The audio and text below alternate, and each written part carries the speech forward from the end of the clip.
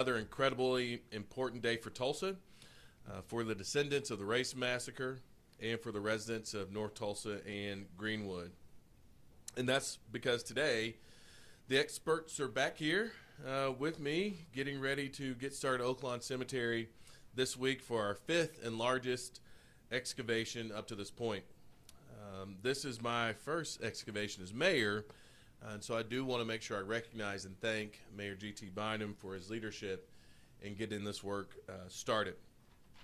Joining me today are Dr. Carrie Stacklebeck, who's back, a state archaeologist with the state of Oklahoma, Dr. Phoebe Stubblefield, a forensic anthropologist from the University of Florida, and Brenda Nils, Alford, a Tulsa Race Massacre descendant, and a strong supporter of this work, and a graduate of the University of Tulsa. Very important, by the way. I also want to thank Ryan Peterson with Stantec, Kyra Carby, there she is right there, and the whole team at Intermountain Forensics for their continued work on the genealogy side of this, which has been critically important. Before I let this team tell you more about the process, I think it's important to keep this into the appropriate perspective.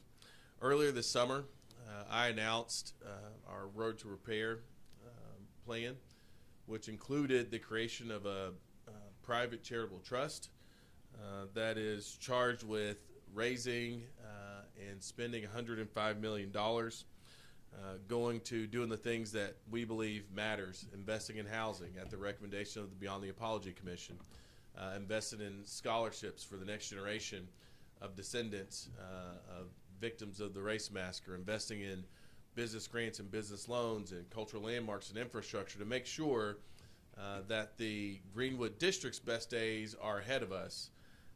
And so we believe that to be very much connected and very much important. We also have released at this point all of the previously undisclosed records that we had here at the city. Somewhere in the neighborhood of 41,000 pages of documents have been released. And we created the first ever Tulsa Race Massacre Observance Day, which will be observed every June 1st moving forward. We also, within that announcement, reaffirmed our commitment to the Graves investigation, something that as long as it takes, we expect the Greenwood Trust to be able to invest in what happens next. On the genealogy side, we've come a long way since the first identification of C.L. Daniel.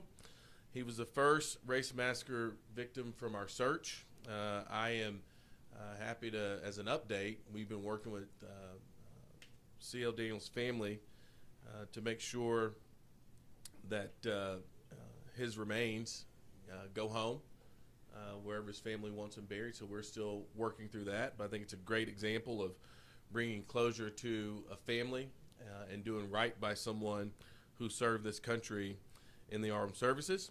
But also in June, we announced the second Race Massacre victim from our search, Mr. James Goings, along with another positive Race Massacre victim, Mr. George Melvin Gillispie. This groundbreaking work from our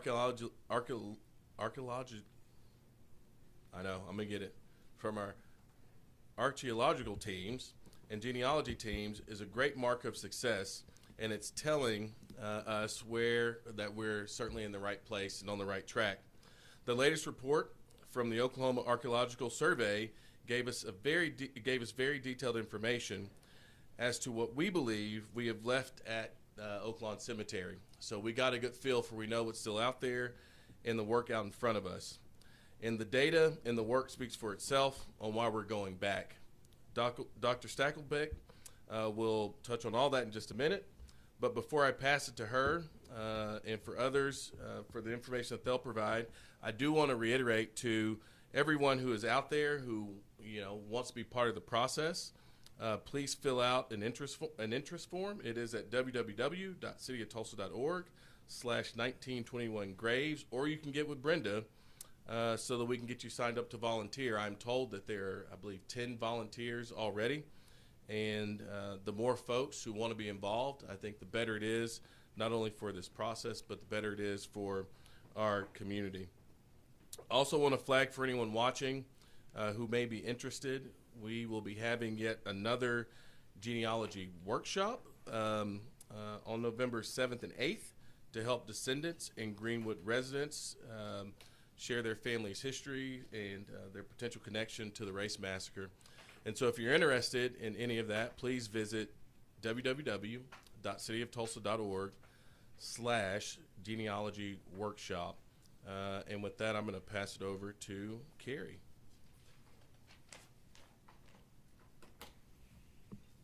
Thank you, Mayor Nichols. And thank you to the citizens of Tulsa for welcoming our team back for another round of field work out at Oaklawn Cemetery. So, as Mayor Nichols pointed out, the detailed, full-blown report for summarizing the results of the 2024 phase of our investigation from last year has now been finalized. We had previously put out an executive summary that hit kind of the high points. This larger document is now available in 2 volumes. It's a pretty behemoth document, but it is available on the city's website, just as the mayor had indicated there. And also just to note is that even though that's coming out through the University of Oklahoma Archaeological Survey, it is absolutely a team effort, just like everything that we've been doing in terms of our field work. And so we have multiple authors on that document based on their areas of specialization. So we have Dr. Stubblefield has her chapter on the osteological results. Myself and Ryan and others are documenting the archaeological phases of the work and the results of our part of the investigation. But we also have paleoethnobotanist Dr. Jennifer Haney and the work that she did to identify the wood samples from the containers for the individuals that we explored or that we investigated last year, as well as, in one case anyway, a fragment of wood that was not from the container but was nonetheless found with burial number 195. We also have the historic artifacts are also analyzed in great detail in that document as well. And there's a lot of additional information beyond that, but it's just basically to say that this is a behemoth effort, a huge effort, and we have just an incredible team of highly qualified experts who bring those skills to the field and into the write-up process and analysis that happens afterwards. So encourage you to check out that report and those 2 volumes when you're able to. So one of the things that we had talked about from the previous round of the field work was we had encountered several additional trauma victims during last field season. But even with that, and Dr. Stubblefield is going to discuss that further when she comes up to the podium, but even with those additional individuals, we have not yet encountered the total number of trauma victims that we know are reportedly in this section of Oaklawn Cemetery in terms of the number of burn victims and gunshot victims. And so for that reason, we do have cause to return and continue to expand our excavations and hopefully try to encounter the remains of those individuals in the portion of the cemetery in the southwest corner that we have not yet explored, which is exactly what we're going to be doing and we are doing right now. We have broken ground. We have teams out there right now as I speak who are monitoring while we do, as we have in the past, the mechanical removal of overburden and those upper few feet of soil that is lying over the tops of the levels of the grave shafts. And so they're monitoring that work very closely. And so our goal, again, kind of as we have done in previous field seasons, is to get that larger block exposed and get down to the level at which we are encountering the graves. And then next week, the rest of our team will be coming in in anticipation of conducting hand excavations, that finer scaled hand excavation, starting on Monday. So that's a kind of a basic overview of kind of where we left things last year and where we're picking up now for this next field season. And so with that, I'm going to hand it off to Dr. Stubblefield.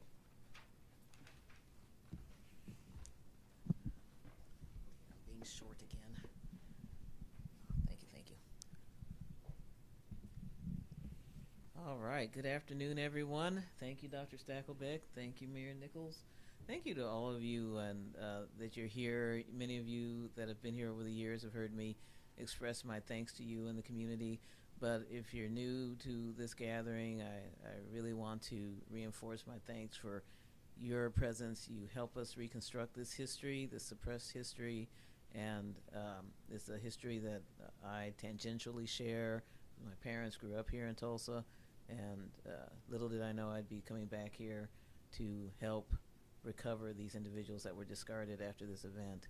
The report that is newly out from our 2024 work, the chapter I wrote, or we wrote, it features the work of many other forensic anthropologists and osteologists who are contributing, and community members as well, like Brenda Nails Alford, who has been in our lab this entire time, helping get these individual stories reconstructed from their skeletons.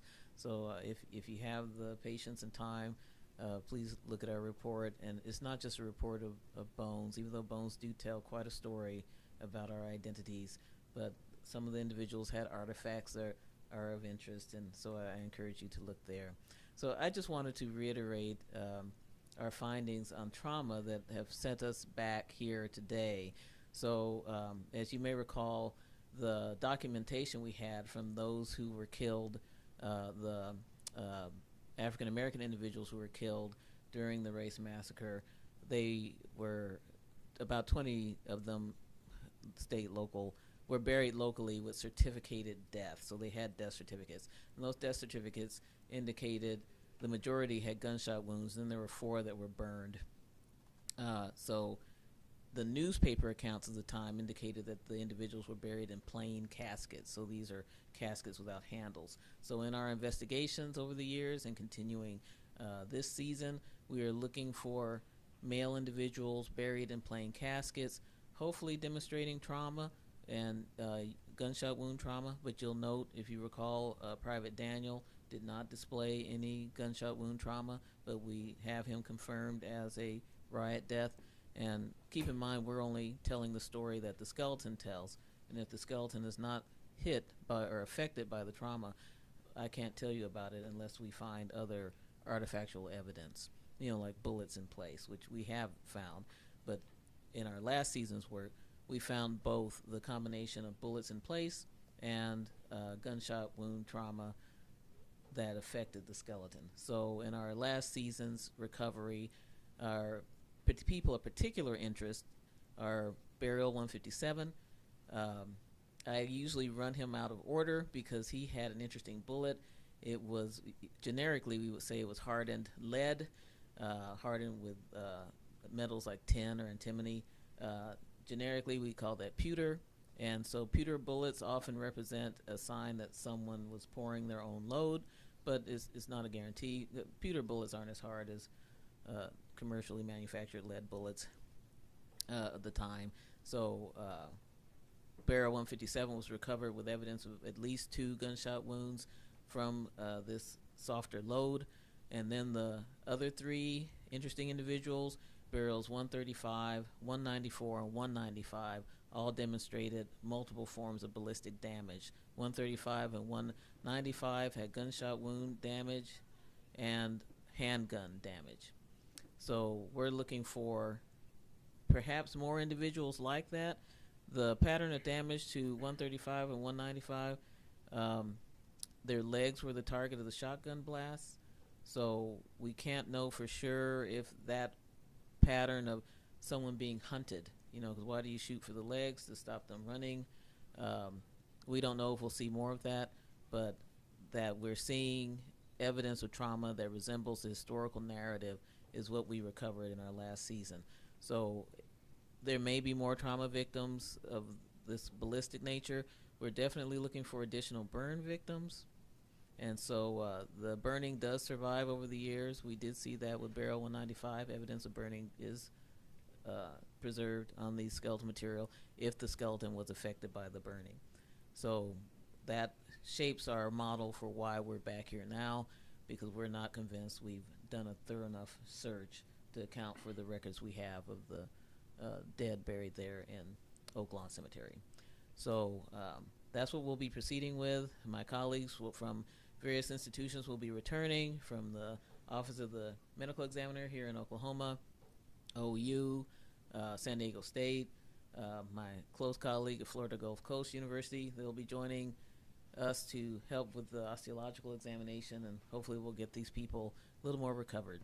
So I did mention that Brenda Nails Alford has been a constant volunteer in our lab, in the field and in our lab with the nice air conditioning. But she'll speak more to you about how the community is involved in our investigation. Good afternoon. Thank you so much, fellow alum. As I have shared in the past, growing up in the Greenwood community was one of the happiest times of my life. However, finding out about the Tulsa Race Massacre many years later when I was grown was so very devastating. And I wanted to do whatever I could to honor the memory and legacies of my family and our community members who gave us their best in spite of everything that they had endured.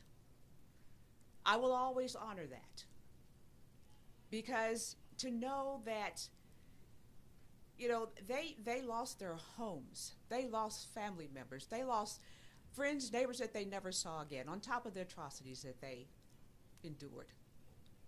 As I said, I will always honor that they gave us their best. Therefore, when this opportunity came about to be a part of the 1921 Graves investigation, I could not resist.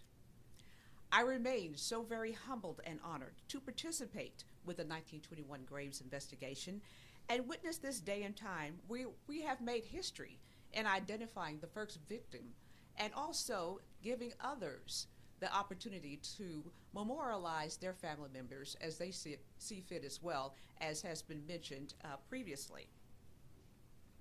This work has truly been unprecedented, as is something that had not been done in Tulsa before. So therefore, the hard work that goes into this, is just so very, it's just been so very interesting to me that, we were able to do this work and we're able to carry it on. And with that, I'd like to thank former Mayor G.T. Bynum and our current Mayor Monroe Nichols and our entire team for the hard work and perseverance that you have put into this work over all these years to find our history. I mean, who knew that we would come to this point in time where we'd be able to witness this great work? I'm just so very honored. Many of our community members, as I said, and family members left this earth never believing that we'd be doing this great work. So again, I'd like to thank everyone who has had a hand in this work for your perseverance, for any assistance that you have given. I am truly, truly humbled and honored that you have done so and to be a part of this wonderful, wonderful operation. With this said, I'd just like to say that this work has not been done in vain, because it continues our efforts to bring some sense of justice and healing to our communities after so many years. Thank you so very much. Thank you, Brenda, and I'll close this before we take questions. As I started, part of this work is a very technical aspect of what you heard, with words that are even hard for a mayor to pronounce at times. But at the end of the day, this is really about what Brenda just mentioned. This is about bringing closure to families. This is about a community coming together to unite, and in doing so, bring closure to this community, about respectfully closing one chapter of the story of the Tulsa Race Massacre as we begin to open a new one with the investments that we'll make with the Greenwood Trust, with how we come together to not only remember but to reinvest and to celebrate. And so this is really critically important. It also is a very solemn time. And so I would just encourage folks who, if you want to volunteer, please volunteer. Also, as you were maybe passing by as the work is going on, understand the gravity of what's happening at Oaklawn Cemetery, and make sure we have a level of reverence and respect as folks are doing the hard work that they are doing.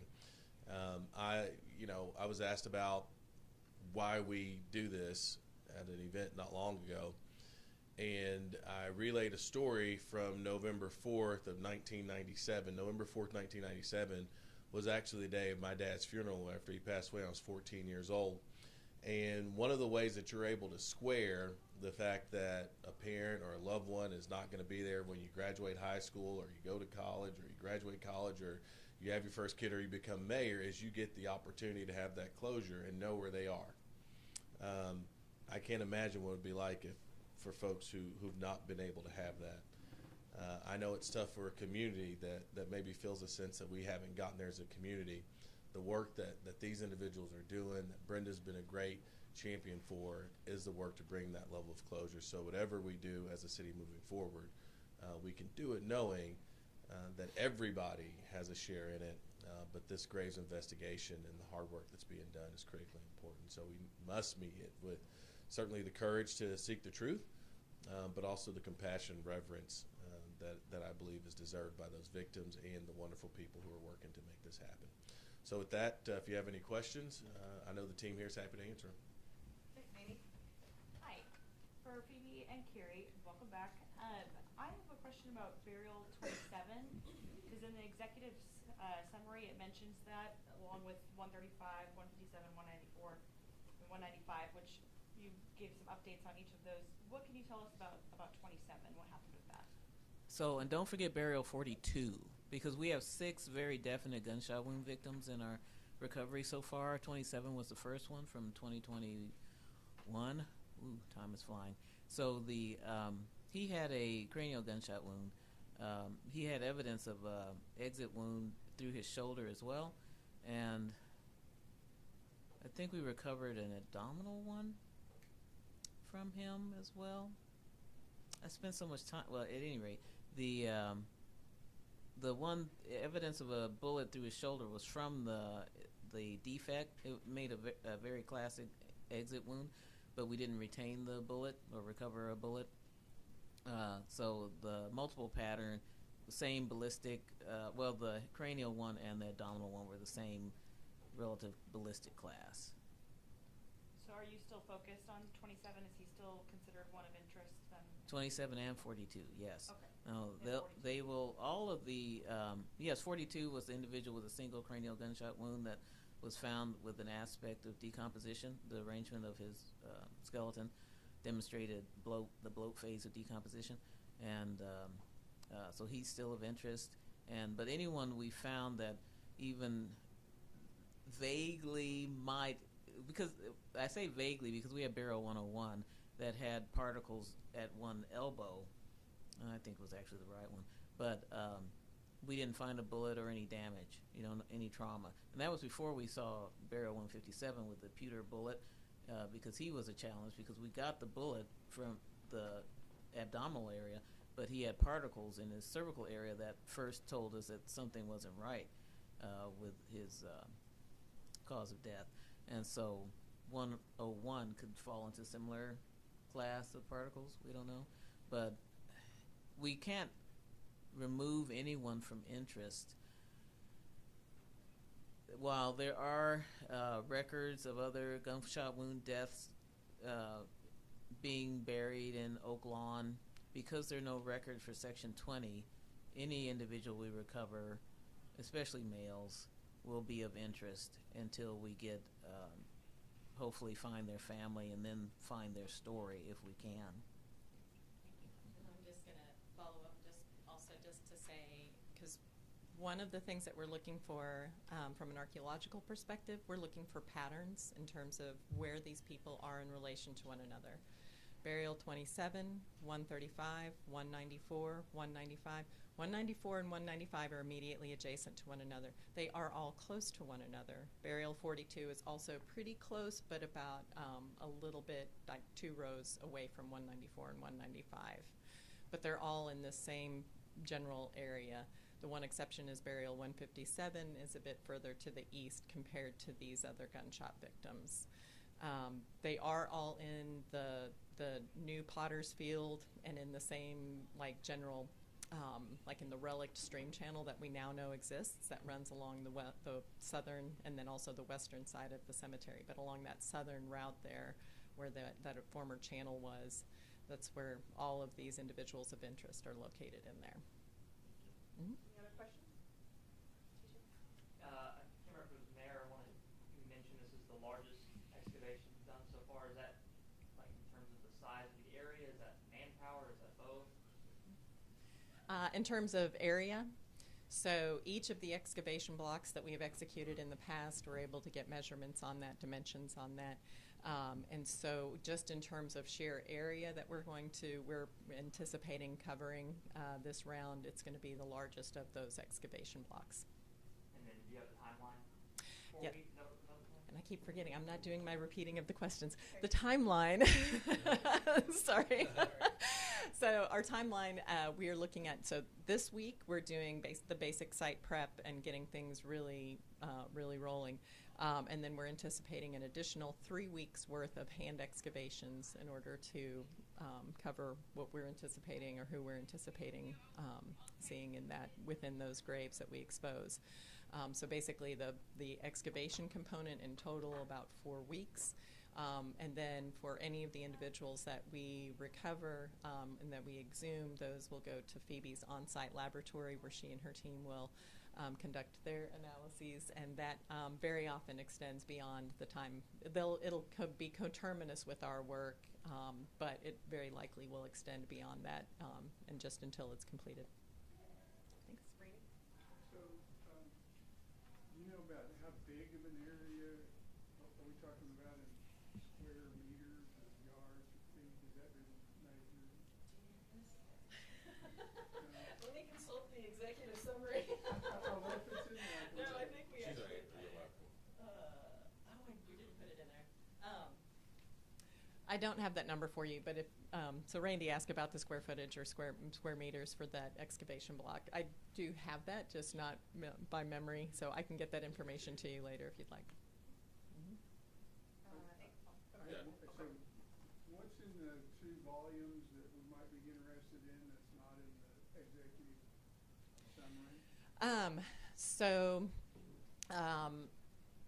I would say probably one of the main things will be a very detailed analysis from Dr. Douglas Scott of the munitions.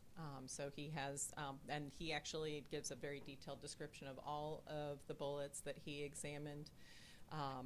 And so that's all in one place. Within that, he's got a section within the report, and so I think that's definitely going to be of interest.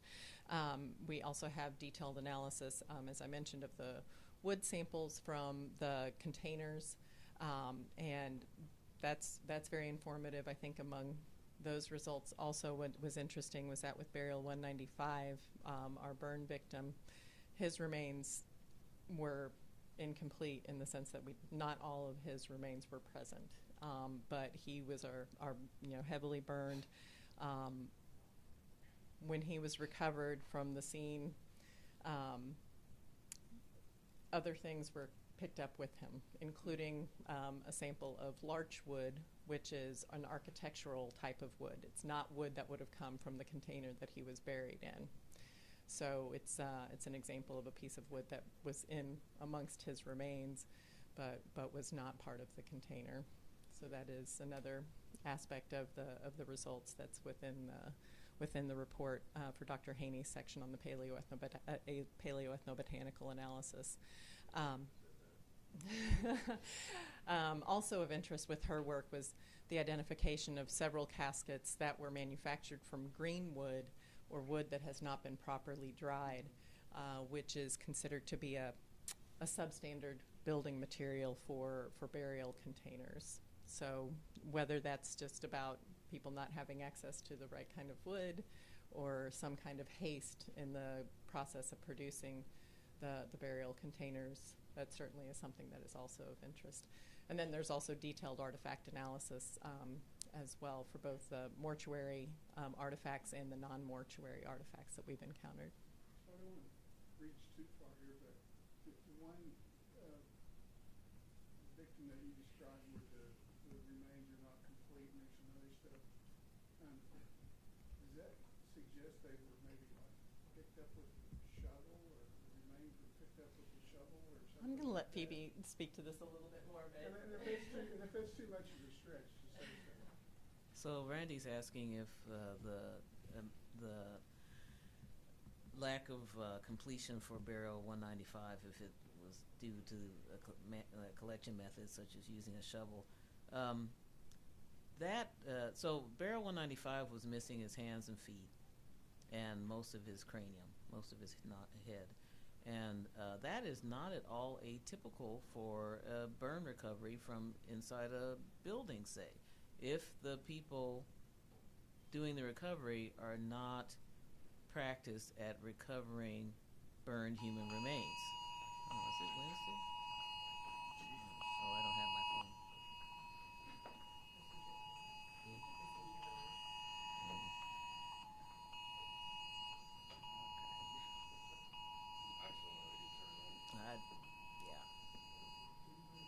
Yeah. If I squeeze the phone long enough, there we go. Well, Yeah. So hopefully the online viewers will also have, well, if they're internet out of state. Okay. But at any rate, yes, it's not that method. The amount remaining is not at all atypical because for intense burning, burning to where bone starts to char and goes from char to a whitened phase, we call calcine. That level of burning often causes so I'm trying to be delicate here, but in the same way that, okay, no, let me not use that. But the muscles contract, and the contraction will expose the ends of the limbs. So the hands will be exposed, and the feet will be exposed, the knees and the elbows. So the torso itself may remain, but the top of the head is exposed, just in general. And this is assuming that the body is in a typical posture when the burning starts and when the heat reaches it. And so if you have prolonged burning, if you're trained, you look for the hands, because the hands often are burned into this posture. And if you're in modern age, you'll think, oh, I'll get fingerprints, because you can actually recover the tips of the fingers still present because the hands fell away while the tips still had not burned in this clenched posture. But you have to know to look for them. And so in a setting, early forensic sciences, charred buildings, rapid recovery circumstance, because it's summer, I'm not surprised that we recovered what we did. We have time for one more question. I saw one over here, yes. How close are we to determining the exact number of victims for the entire semester? So the question is, how close are we to determining the exact number of victims? For the race massacre, we're not close. It is difficult to reconstruct this kind of history. We're still considering other sites to examine. Oaklawn, historically, by the community narrative, wasn't the only place to examine for remains. It was just the lowest hanging fruit, so we started there first. But there are more intensive locations like perhaps New Block Park, the Canes area, that not the ballroom, but the land jutting into the Arkansas River. The narrative of recovery when remains were taken to the Rolling Oak Cemetery back when it was Booker T Cemetery. That's a more difficult. It's private property, so it would be a whole other circumstance to investigate. But those places aren't searched, and it's not unreasonable for us to, I personally, this is just my opinion, not our collective opinion. I suspect another burial location just for the time period between martial law and release of people in large numbers from the concentration camps. So where the dead went in that interval after June 2nd, we can't know. We don't have enough documentation, so all we have is searching. So yeah, we just must keep searching. Okay, Ben, and then Amy will catch you after. Okay. Yeah, you actually just partially answered the question I was going to ask, but regarding other sites, I mean, this is the fifth at Oaklawn to be, very thorough, but I want to ask the team, I want to ask you, Mayor Nichols, like, what is the consideration for other sites moving forward that you might consider for excavations, for expanding the investigation? You guys want to start? I'll finish. So from a technical perspective, so kind of to Phoebe's point, Oaklawn Cemetery was a bit of the low-hanging fruit, and by that we mean in terms of gaining access to the property, what it takes to actually be able to work in that location, the fact that it has been a cemetery and served as a cemetery for a very long time means that, and has not had a lot of intrusive development in that area in the intervening 100+ years now. Those are all things that make it comparatively easier to work in that location, even though it is extremely challenging because we are working in an active cemetery. So it still has its challenges, right?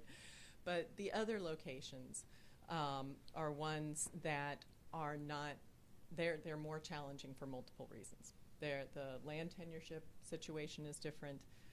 The extent to which, apart from the Rolling Oak Cemetery, the other locations like New Block Park and so forth, these are locations that have gone through tremendous amounts of land modification in the years since the event, since 1921, all of which obscures the archaeological record and makes it very challenging.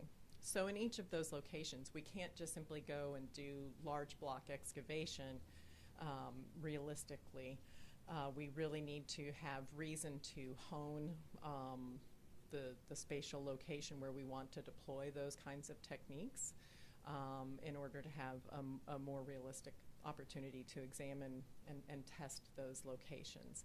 So we have preliminary work that needs to be done at those locations, and we have actually begun that process, particularly for the canes and for some locations within New Block Park. New Block Park is very large, and if you spend any time out there at all while you're doing the work, as we heard, there are many people who will come out and tell you about a different location than where you are that they have heard where there may be mass graves. So all of that just takes some time and effort to actually do some of the preliminary work, like the coring. In some cases, we have also done geophysical survey in those locations. Some of those get better and lesser degrees of results, but so we just do some of these other kinds of preliminary steps to help us better kind of focus on where we think additional work may be warranted. So. I'll just say, our position is, you heard kind of about how you think about feasibility and some sort of reasonable ability to actually be able to recover something. We'd act on behalf of what experts are telling us would work. That's the reason why we're back for a 5th time now, and I think that'll be the practice moving forward. These folks are the best in the country at doing what they do, and for us, it's just leading up, following their recommendation on where they believe we could successfully be able to recover folks, and as I said before, provide that level of closure to families and this community. I'd also just like to say the intentionality of hiding our story and hiding the evidence has been very, very, very evident throughout these processes. We may never know how many people actually died from this atrocity. But as I have shared since the beginning, these efforts in and of themselves speak volumes. And I continue to be so very, very grateful. Thank you.